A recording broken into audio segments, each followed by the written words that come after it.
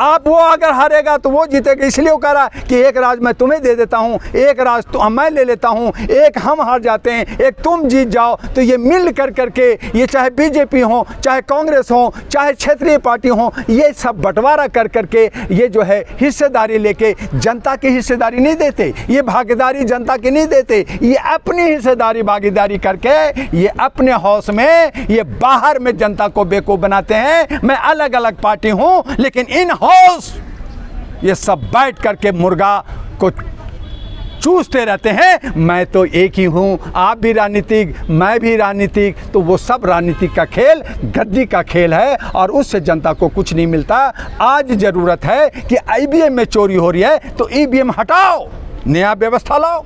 जैसे बैलेट हटा तो हमारा ईवीएम आया था, अब ये कहते हैं ईवीएम हटाओ। हमारे साथी सुप्रीम कोर्ट के और बहुत सारे वकील सब करें कि ईवीएम हटाओ, बैलेट लाओ। अरे बैलेट से चोरी ज़्यादा होती थी, तब गुंडे पैदा हुए, तब गोलियां चली, तब हमारे बिहार और अन्य राज्यों में गांव के गांव चारों तरफ से गेट से गोलियां मार करके गांव के गांव में आग लगा दिया जाता था। वोट की चोरी ऐसे होती थी, जहां ठाकुर होता था, जहां क्रिमिनल होता था, किसी की मजाल नहीं कि क्षुद्र या नीचे तबके के लोग वोट दे सके। उसको खत्म करने के लिए टीएन शेषन ने ईवीएम मशीन लाए, लेकिन इसमें चोरी कर रहे हैं, मशीन में चोरी कर रहे हैं। जैसे डुप्लीकेट नोट छाप लेते हैं, कोई सीबीआई बन जाता है, कोई कमिश्नर बन जाता है। अभी आपको हमारा एक दोस्त ने कहा कि गुजरात में एक पूरा कोर्ट, जज भी, वकील भी और वहाँ का रीडर भी सब डुप्लीकेट, पूरा कोर्ट ही डुप्लीकेट और ऑर्डर कर रहे हैं। तो ऐसे हमारे भारत के अंदर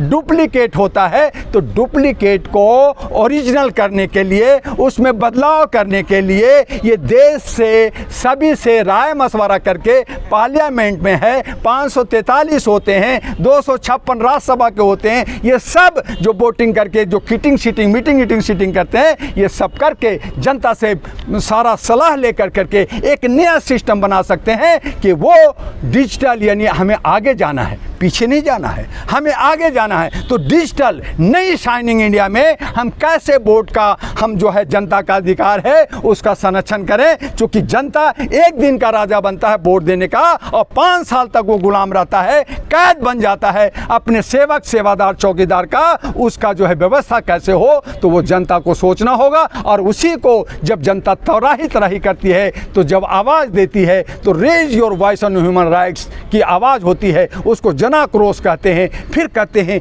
जनता बिगड़ गई, जैसे भैंसिया बिगड़ गया, जैसे हाथी जो है चिंघाड़ने लगा, तोड़ फोड़ करने लगा। तो जनता पे जब जुल्म होगा तो वो हाथी, बिगड़ा हाथी और भैंसिया जो है बुर्राने लगेगा। और जब सींग मारेगा तो तमाम जो है इनकी सुरक्षा, जेट सिक्योरिटी और ये सिक्योरिटी और वो सिक्योरिटी सब तहस नहस हो जाएगा। जैसे नेपाल में हुआ, श्रीलंका में हुआ, बांग्लादेश में हुआ, पाकिस्तान में हुआ, अफगानिस्तान में हुआ, इंडिया में भी होगा। इसके लिए सोचना होगा।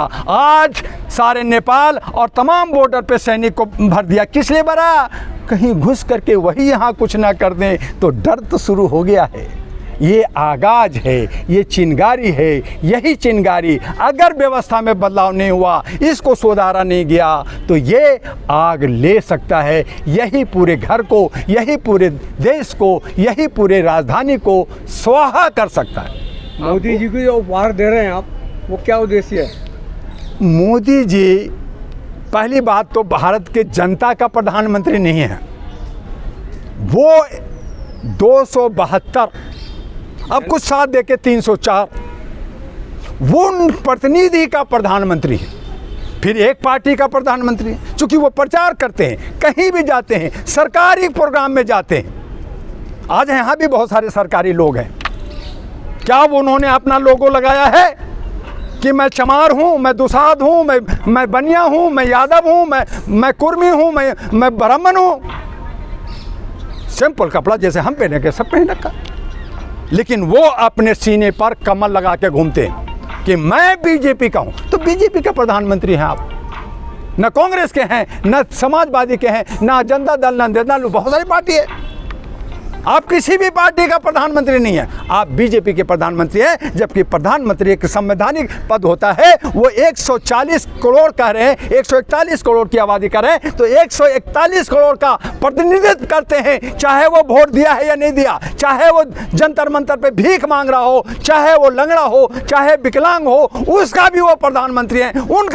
उनका हित देखना चाहिए, लेकिन उनको हित चंद 2-4 दोस्तों का हित दिखता है, बाकी को नहीं दिखता। एक तरफ वो कहते हैं सबका साथ सबका विकास, लेकिन सबका साथ चाहिए, विकास चंद लोगों का, दोस्तों का चाहिए। यही तो विरोध है। आज मैं 61 साल का हो गया हूँ, 40 साल से राजनीति को देख रहा हूँ। इन 40 साल के बीच में जितना हमारे आज के वर्तमान प्रधानमंत्री ने गाली सुना, जो आज उसका विरोध झेल रहे हैं, आज किसी भी प्रधानमंत्री को इतना विरोध नहीं हुआ था जितना इतना विरोध है। लेकिन ये खुद बड़े प्यार से कहते हैं मैं तो गाली सुनते सुनते प्रधानमंत्री बना हूँ, मैं तो भीख मांगा हूँ, मैं तो जंगलों में रहा हूँ, मैं तो भिशासन किया हूँ। ये सारा डायलॉग मारते तो आशा नहीं चलता। और इसीलिए आज हमारे जो है 65 करोड़ भारत के नौजवान यूथ 65 करोड़ हैं।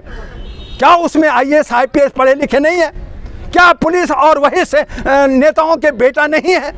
लेकिन वो अपना बेटा को तो विदेश में पढ़ाते हैं, अमेरिका में, लंदन में, पेरिस में पढ़ाते हैं। और हमारे बच्चे को सरकारी स्कूल, वो भी स्कूल बंद कर दो, पढ़ना नहीं है, फिर कहते हैं पकोड़ा बेचो।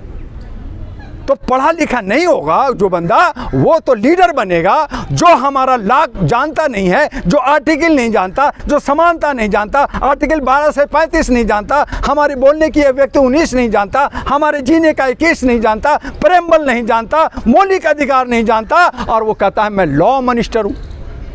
कमाल की बात है। तो बेवकूफ़ बना रहे, जैसे धृतराष्ट्र 100 साल अंधा आदमी 100 साल भारत पे राज किया, तो आज मूर्खों का राज चल रहा। कब तक चलेगा? तो हमारे जो कहा कि अगर इनको शिक्षा मिल जाए, एजुकेटेड हो जाएंगे, आवाज़ देंगे, चंद लोग होंगे। भगत सिंह 100 नहीं था, चंद्रशेखर 100 नहीं था, गांधी 100 नहीं थे, नेहरू 100 नहीं थे, सुभाष चंद्र बोस 100 नहीं थे। एक भारत का तकदीर और तस्वीर बदल सकता है। लोग कहते हैं हजारों लाखों करोड़ों होगा, दुआ जी आपके पीछे सब होगा, तब आप जीतोगे। ये मिथ्या गलत है। एक व्यक्ति अगर ठान लेगा तो वो सारी व्यवस्था को बदल सकता है। ये इतिहास भरा पड़ा है। हमारे कल जहां मोदी जी का बर्थडे था, वहीं पे पेरियार जी का भी बर्थडे था, और तमाम बहुसंख्यकों ने पेरियार का बर्थडे भी मनाया, बहुत कुछ किया। आज हमें इसीलिए 18 को चुना कि अब 75 साल हो गया मोदी जी, आराम कर लीजिए। और गाली कितना सुनिएगा? माँ का गाली हो गया, भाई का हो गया, सबका हो गया, पितृदान कर लिया, आपने पूजा पाठ भी कर लिया, आप भगवान भी बन गए, सब कुछ तो कर लिया, मोक्ष प्राप्ति कर लिया। थोड़ा आराम कर लीजिए, आप ही में से कोई और दूसरे को मौका मिल जाएगा, ताकि हमारा जो व्यवस्था बिगड़ रही है वो व्यवस्था सुधरा रहे। हमारा लोकतंत्र बहुत बड़ा मजबूत है भारत का, हमारा यहाँ संविधान है और हमारे यहाँ लाइन इन ऑर्डर है, उसको बिगड़ने मत दीजिए। इसको जो बाकी जो साधु सन्यासी कर रहे हैं, मैं हिंदू राष्ट्र बनाऊंगा, मैं ये करूंगा, मैं वो करूंगा, वो जो है पूर्वी उत्तर प्रदेश को पाकिस्तान बनाऊंगा, तो भैया पहले हमारा भारत जो है पाकिस्तान बन गया, बांग्लादेश बन गया क्या? और अभी 18 करोड़ पाकिस्तान की आबादी है मुसलमानों का, भारत में मुसलमान 36 करोड़ है, 2 पाकिस्तान रहता है, तो 2 पाकिस्तान और इसमें से निकालोगे, फिर कहेगा अफगानी, वो जो है अलगाववादी जो है,